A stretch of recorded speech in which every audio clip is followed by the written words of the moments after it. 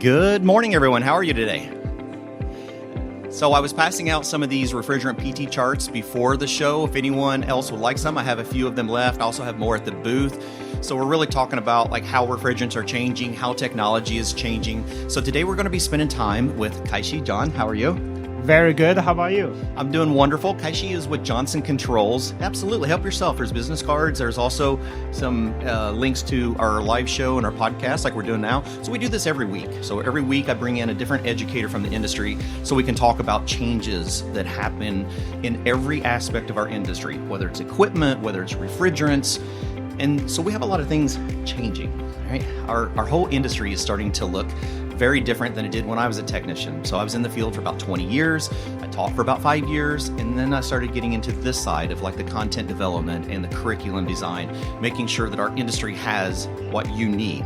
And so when we start talking about life cycles of buildings, it's a concept that many of us know in the commercial side, but it's not always discussed because buildings almost have a life of their own. And technology is starting to help understand what those buildings look like. So, Kaishi, could you explain to us what life cycle actually is of a building? Yeah, sure. First of all, very happy to be here. Maybe before we hit the topic of building life cycle, just 1 minute of introduction, my background, yes, please. And which will help how I see the building life cycle. So I'm with Johnson Controls. We are 140 years young company that has been leading the modern commercial building innovation in terms of automation and control. I joined the company 2 years ago, and my previous experience has been centered around industrial automation, industrial control, and the industrial software segments. So when I look at the building life cycle, it's actually having a lot of familiarity and similarity with industrial segments, right? So just like how you would make a machine, make a system in the industrial domain, building life cycle, typically you can split into CapEx and OpEx phase.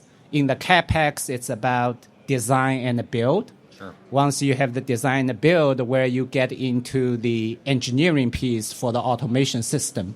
Once you program your application, that's where the commissioning engineer would go on site and go commission the system. Then you turn over the system to either a building operator or facility manager, where you get into the OpEx phase, where you are focusing a lot on the operation and the maintenance. And then anywhere between 5 to 7 or 10 years, that's where you begin to think about, okay, how do I get to the next level? Yeah. From what I have today towards a upgrade and a retrofit, right? So this kind of the complete end-to-end life cycle, we are looking at different customer personas from Johnson Controls' point of view, and how do we add a value at each stage towards different customers that we are serving.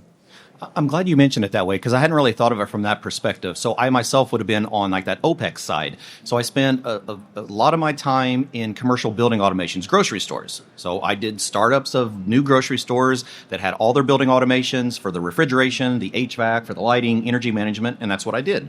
I monitored and managed, and then I fixed. And so I got to see the structure there new, but only from the service side. But then we also worked on our existing grocery stores that might be, it's interesting you said that. So now that I think about, like, we would do remodels every 7-8 years typically. Mm-hmm. And so we would have companies come in and evaluate those existing buildings that may not have had any automated management, may have only had refrigeration management. And they would evaluate the building and determine what type of controls we would need to make our existing buildings run like our brand new buildings. So that's kind of what we're talking about, is looking at buildings from their capability, new buildings, old buildings. It's really a matter of how can we manage these buildings efficiently. Yeah, Clifton, I think you hit the nail on the head.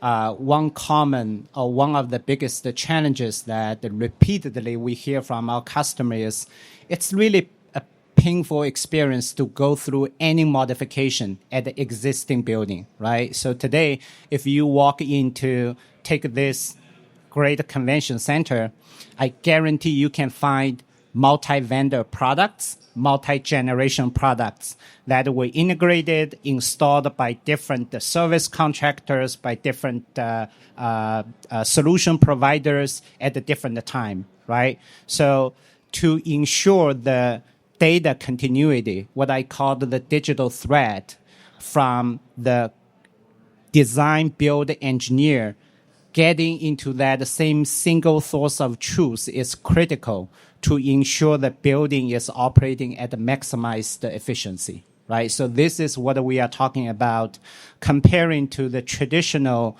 building automation or control system, where most cases is really focused on the short-term fix. I want to cut my energy consumption by 15%.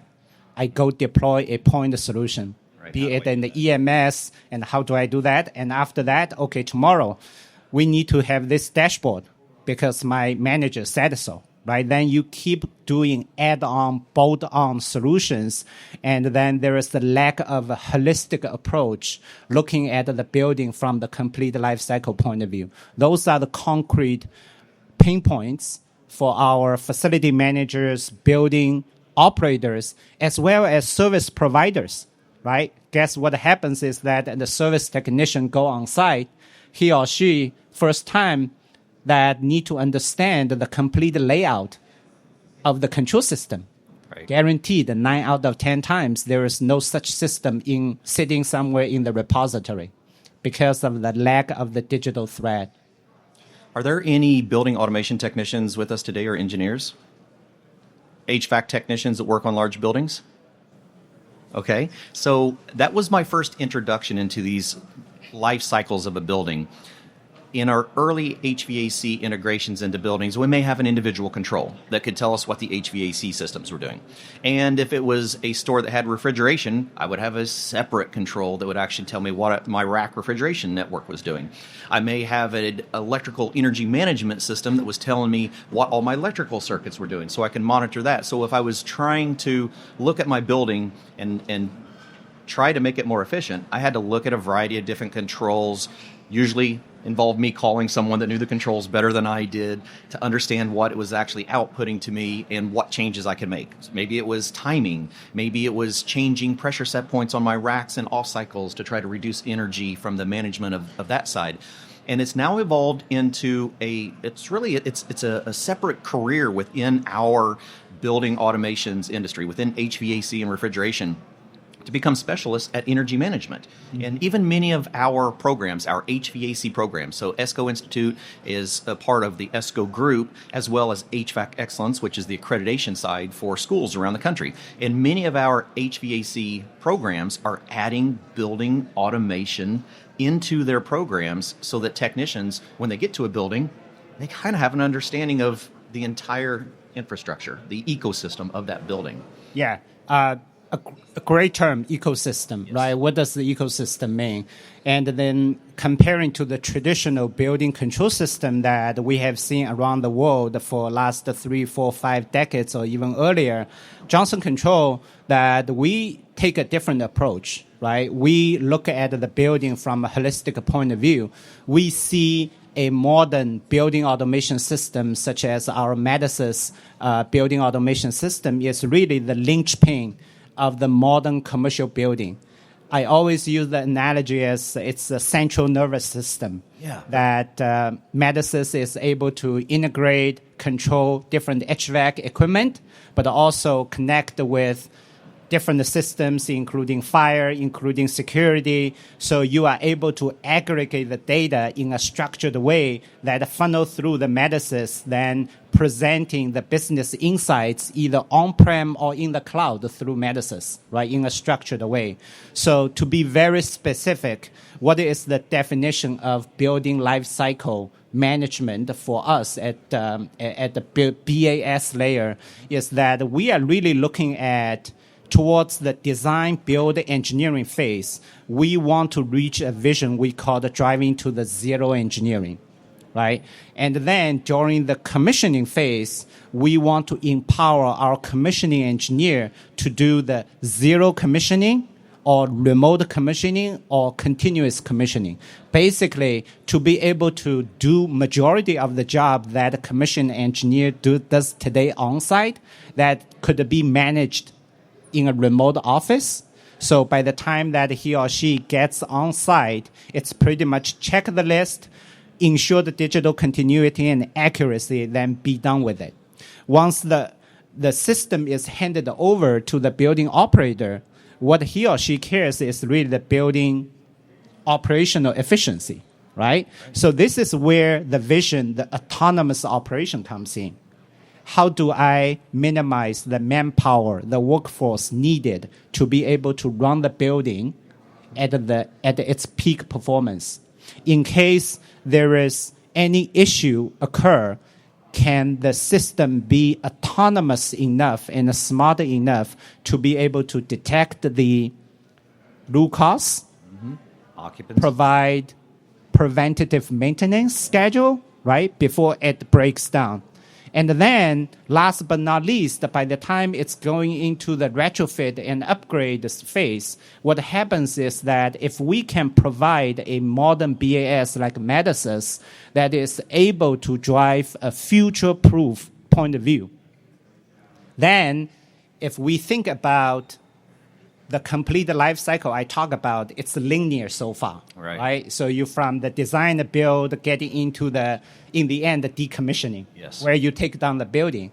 However, with the modern BAS, now when you do the upgrade, because you have installed a future-proof system, now the linear life cycle becomes circular.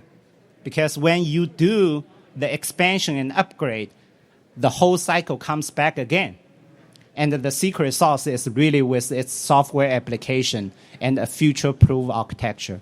So like a software that is adaptable. I mean, I think about like this structure we're in. So as a technician, how many of you have looked up while you're walking around this building? All right? Most of us. We're looking at lighting. We're looking at ductwork. We're looking at ventilation. We're looking at occupancy. And so if we take a facility of this size, and I could use, a program, and I could use some sensors, occupancy sensors, and maybe turn off lights in an area that's not being used, maybe control some ventilation in a space that's not being used. We've been doing that for a long time. What about when we have an existing system? We have a building automation system that's already using programs to help manage that, and then we have changes in technology like artificial intelligence. Will we have the ability to take an existing meta system that is, like you're saying, able to be adapted and now incorporate new technologies into the same infrastructure? Yeah, the answer is it depends. Yeah. Right. So as you can imagine that the critical piece to be able to unlock the power of the data really depends on your master data infrastructure.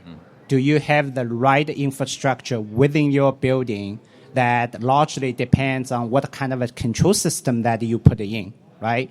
You walk into any building, it is a heterogeneous environment, right? Even with the same vendor, you could have multi-generational products. Absolutely. So getting into a structured infrastructure that is able to aggregate the data from the smart field device level and then funnel through this data at the edge using Medisys as an example is critical for you to unlock the power of the data, right? Because 20, 30 years ago, the challenge in the industry is that we might not have enough data. Back then, all the field devices were still kind of dumb, or not so smart. Yeah. They were trying to get connected through analog signals. But today, it's the opposite. You have too much data, right, and you don't know what to do with the data, right? So it really depends on the philosophy as an organization that are you investing in the right platform to be able to create this master digital infrastructure. So you talk about the software being adaptable, the application being able to abstract from the hardware it is running. It is critical to create a future-proof system. So I see, especially those that work in the HVAC refrigeration sector, in building management, we're starting to become somewhat IT professionals in the way. And I found that myself in the industry. Everything I worked on was mechanical until about 10 years ago. And I was starting to be introduced into newly commissioned structures where I could actually manage my refrigeration system. I could manage every individual HVAC system, including all of the inputs and all of the outputs from my couch. And so that's really what we're now doing. We're talking about an entire ecosystem within a building that is not only accessible from the location, but remote locations as well, and then software that is using all of those inputs and outputs that are needed to create that functional building. Absolutely. So take Medis as an example. Medis is a truly open system that it supports all the open protocols, be it BACnet, be it Modbus, be it Ethernet IP.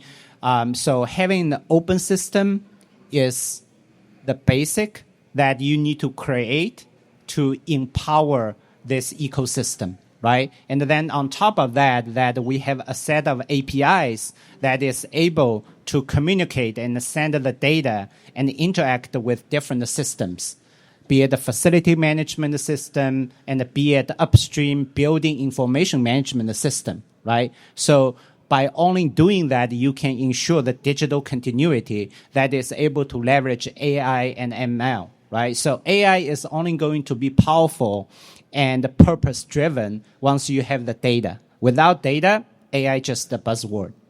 Yeah, very good. So when we talk about learning more about Medisys in this environment, this ecosystem that we're really starting to become part of the building sciences, right? HVAC, refrigeration, electrical, we're part of building sciences.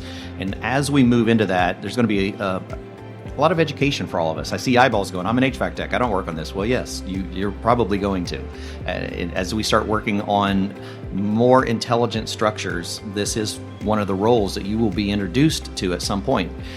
Where do we go to learn and be educated and find training on these new products? Absolutely.